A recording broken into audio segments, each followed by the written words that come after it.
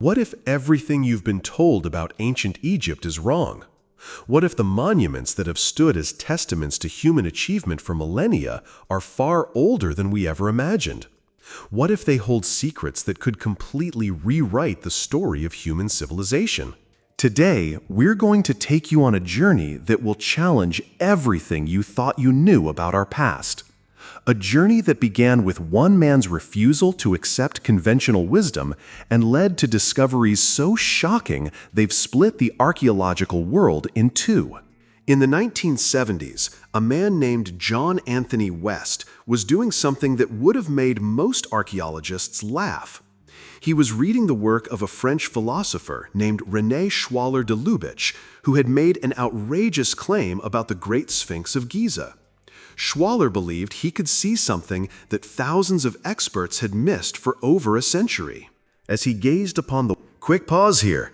If this story's grabbing your interest, tap like and subscribe. It really helps me keep bringing you these tales. The weathered limestone body of the Sphinx, he noticed peculiar erosion patterns that didn't match Egypt's bone-dry climate. West, an amateur Egyptologist with an insatiable curiosity, couldn't shake this observation.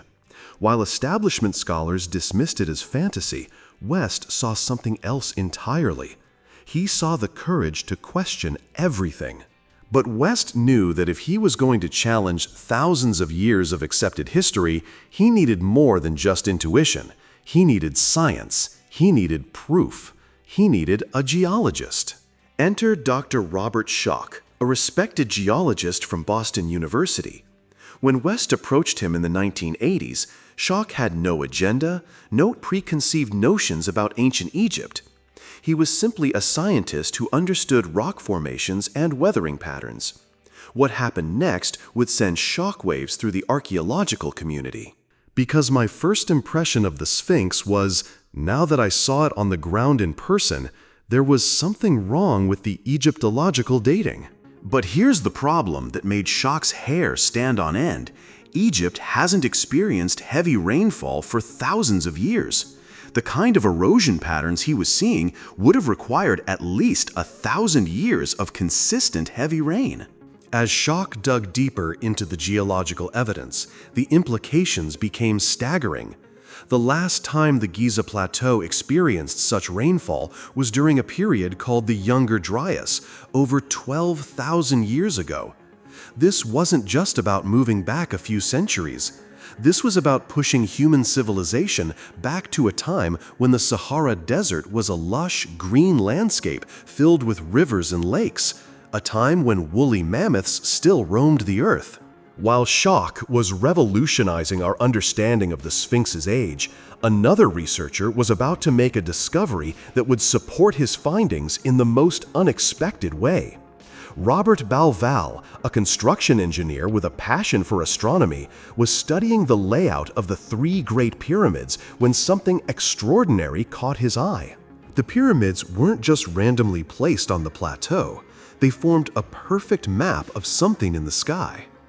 It was known that there existed shafts. I didn't know this too well at the time, but there was a shaft pointing to Orion's belt when the pyramid was constructed. But Balval's discovery went even deeper. Orion wasn't just any constellation to the ancient Egyptians. It was Sahu, the celestial form of their most important god, Osiris. The ancient Egyptians believed in a principle, as above, so below. They had built a massive representation of their most sacred deity right here on Earth.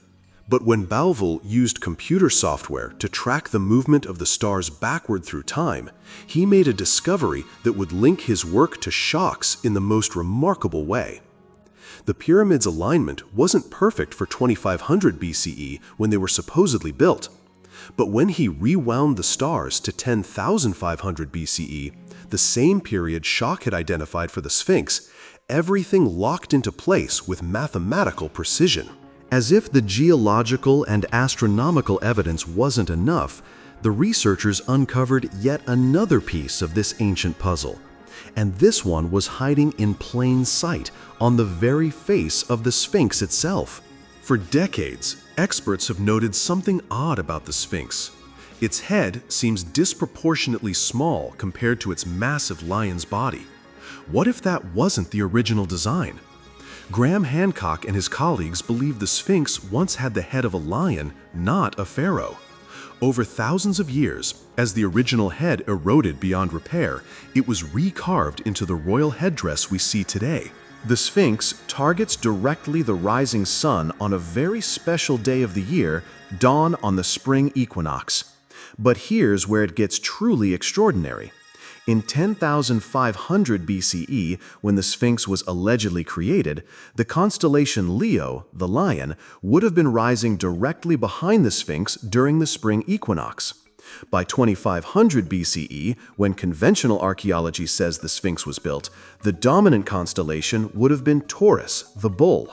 If you were creating an equinoctial marker during the supposed reign of the pharaohs, you would carve a bull, not a lion.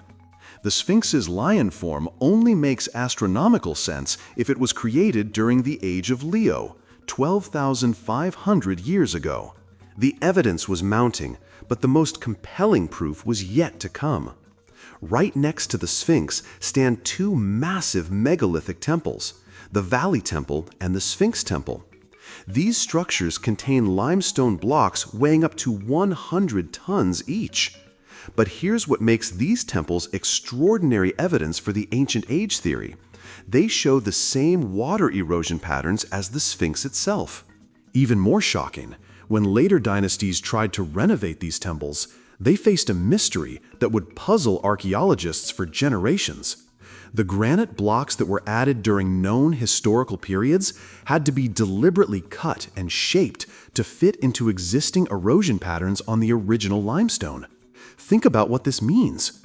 The ancient renovators found these temples already weathered and eroded. They were working around damage that had occurred thousands of years before their time. This wasn't just geological evidence anymore. This was architectural proof that these structures had stood through millennia of weathering before the dynastic Egyptians ever set foot on the Giza plateau. No investigation of Giza's mysteries would be complete without examining the Great Pyramid itself. 6 million tons of precisely cut limestone aligned to true north with an accuracy that rivals modern surveying equipment. But unlike every other pyramid built in Egypt's known history, the Great Pyramid contains something remarkable: nothing. No hieroglyphs, no inscriptions, no royal cartouches proclaiming which pharaoh built it, just silence carved in stone. Every pyramid built during Egypt's historically documented periods is covered with inscriptions, religious texts, and royal proclamations. The Great Pyramid stands in stark contrast, ancient, anonymous, and mysteriously empty. The only evidence linking it to Pharaoh Khufu is a piece of graffiti found in a sealed chamber by British adventurer Howard Vyse in the 1800s. But even this evidence is disputed. Some experts believe Vyse may have forged the inscription himself. What we're left with is a monument of impossible precision, built with knowledge and techniques that seem to exceed what we know about ancient Egyptian capabilities, sitting on a plateau that shows evidence of human activity stretching back over 12,000 years. What our documentary cameras didn't capture were the personal costs these researchers paid for challenging conventional wisdom. Dr. Schoch faced fierce opposition from the archaeological establishment. His geological findings were dismissed, his credentials questioned, his funding threatened. There were times he wondered if pursuing this truth was worth sacrificing his academic standing. But as a scientist, he couldn't ignore the evidence. John Anthony West spent decades fighting for recognition of his theories, often facing ridicule from the very institutions he was trying to reform. He passed away in 2018, still fighting for acceptance of his revolutionary ideas.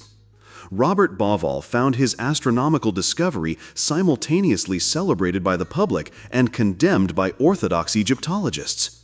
The split created a painful divide in his professional relationships. These weren't treasure hunters or conspiracy theorists. These were serious researchers, a geologist, an engineer, and an independent scholar, whose only crime was following the evidence wherever it led, even when it challenged everything we thought we knew. While the academic world remained divided, something extraordinary was happening in the court of public opinion. Books detailing these theories became bestsellers. Documentaries reached millions of viewers worldwide. People began traveling to Giza, not just as tourists, but as pilgrims seeking to witness these ancient mysteries firsthand. One tourist said, "When you see that erosion on the Sphinx with your own eyes, you can't unsee it. It changes everything." Another said, "I came here thinking I knew the story. Now I realize we're just beginning to understand our true history." A new generation of researchers, inspired by the courage of West, Schoch, and Bauval, began approaching ancient mysteries with fresh eyes and interdisciplinary methods. Geology students started studying archaeological sites. Astronomers began collaborating with archaeologists. Engineers brought new perspectives to ancient construction techniques. The questions raised at Giza sparked investigations at ancient sites worldwide. Was advanced civilization older and more widespread than we ever imagined? Today, as we stand at the threshold of the 21st century, the mysteries of Giza continue to challenge us. New technologies, ground-penetrating radar, satellite imagery, advanced geological analysis, continue to reveal secrets hidden for millennia. But for every answer we uncover, 10 new questions emerge. If these monuments are truly 12,000 years old, who built them? What happened to this ancient civilization? Why did they choose to encode astronomical knowledge in stone? The implications extend far beyond Egypt. If advanced civilization existed 12,000 years ago, what other accepted timelines need to be reconsidered? What does it say about our capacity for knowledge, for construction, for astronomical understanding that we're only now beginning to appreciate? For over a century, the Sphinx has gazed eastward toward the rising sun, keeping its secrets locked in weathered stone.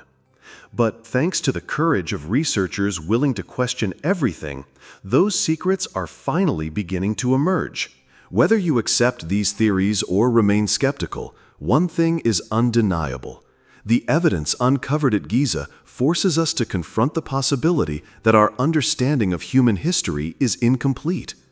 The Great Sphinx continues its eternal vigil, no longer just a guardian of tombs, but a keeper of questions that challenge us to think bigger, dig deeper, and remain open to the possibility that our ancestors were far more sophisticated than we ever dared to imagine.